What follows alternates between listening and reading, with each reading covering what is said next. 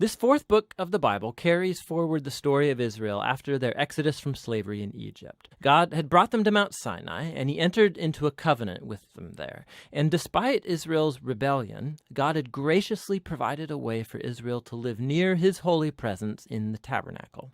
So the book of Numbers begins as Israel wraps up their 1-year stay at Mount Sinai, and they head out into the wilderness on their way to the land that God promised to Abraham. Now, the book's storyline is designed according to the stages of their journey. So the first section begins at Mount Sinai, but then they set out and travel to the wilderness of Paran.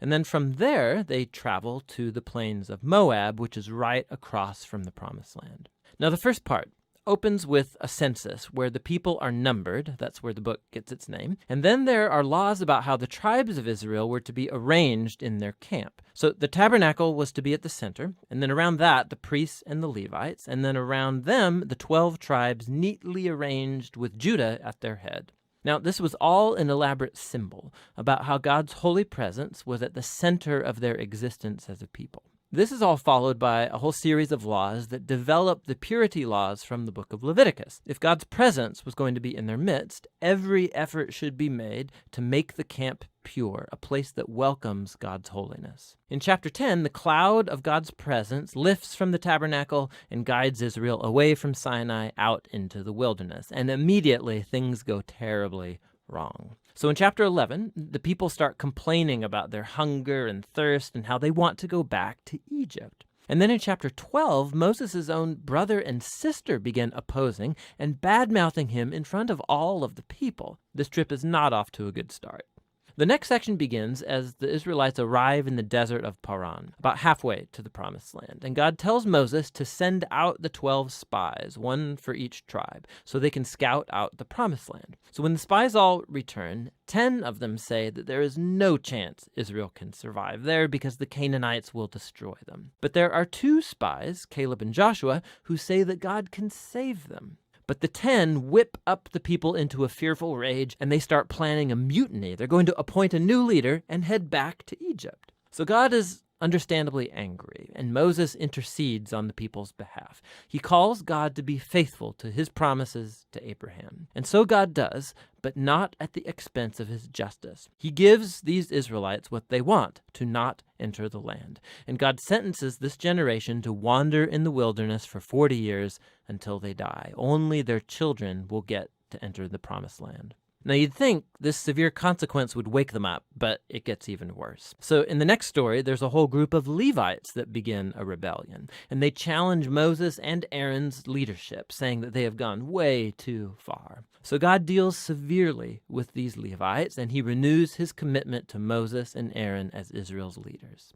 Now, as they leave the region of Paran and hit the road, it goes downhill yet again. The Israelites start complaining again about their thirst, and they ask why Moses even brought them out of Egypt in the first place. So God tells Moses to speak to a rock to bring out water for all of the people. But Moses doesn't really do this. He oversteps his bounds. He hits the rock twice and then says, "You rebels, do we have to bring water out of this rock?" So Moses dishonors God by putting himself in God's place as the one who brings out the water.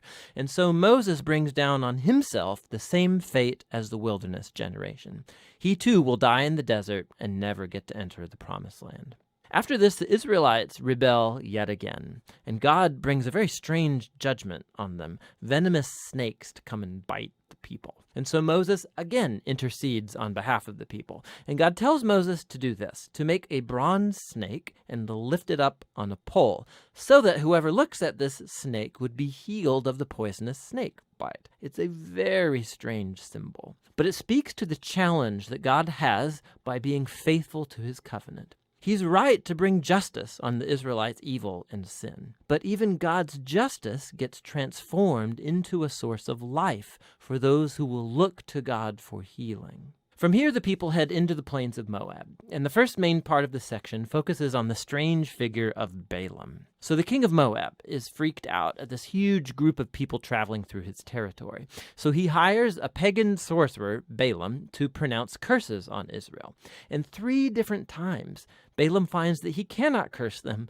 He can utter only blessing upon Israel. Remember God's promise to Abraham from Genesis 12. So not only can Balaam not curse Israel, but God actually gives him a vision about a future Israelite king who will one day bring God's justice to all of the nations. This vision recalls Jacob's promise to Judah in Genesis chapter 49.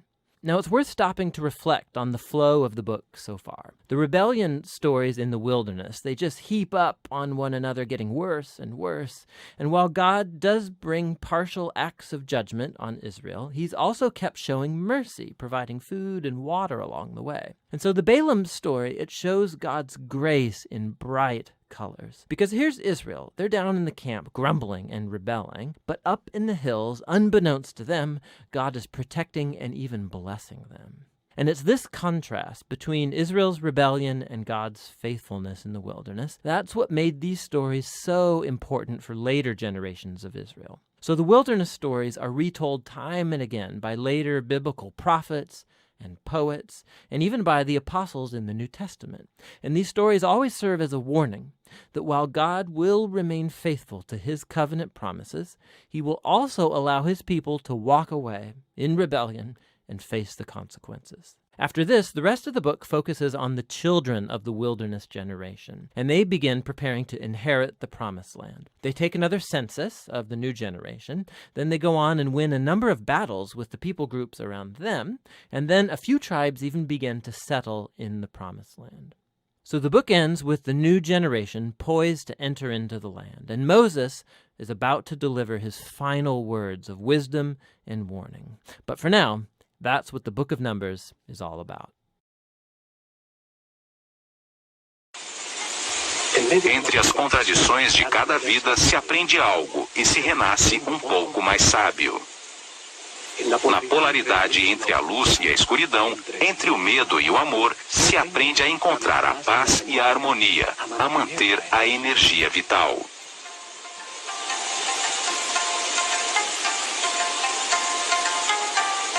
Ao sentir na pele os tormentos e a angústia que produzem a ira, o ódio, o rancor ou a vingança, se compreende o valor da harmonia.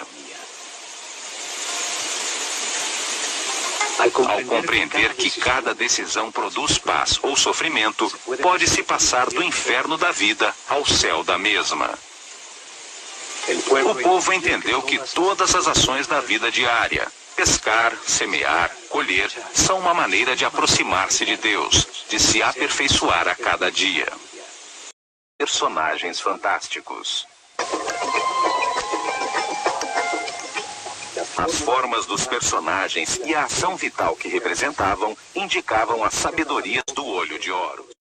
A força de Deus, o conhecimento e o poder que este produz, produzindo na mente a verdadeira luz, a energia vital luminosa. Uma luz invisível que torna possível a inteligência e a compreensão da realidade.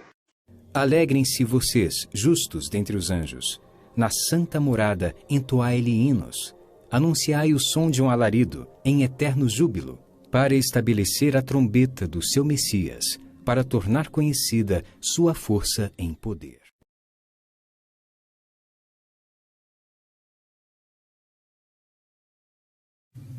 Não há nada mais precioso e está à sua disposição. There is nothing more precious, and it is yours to have. Quem é igual a ti, ó Senhor, dentre os deuses? Elim.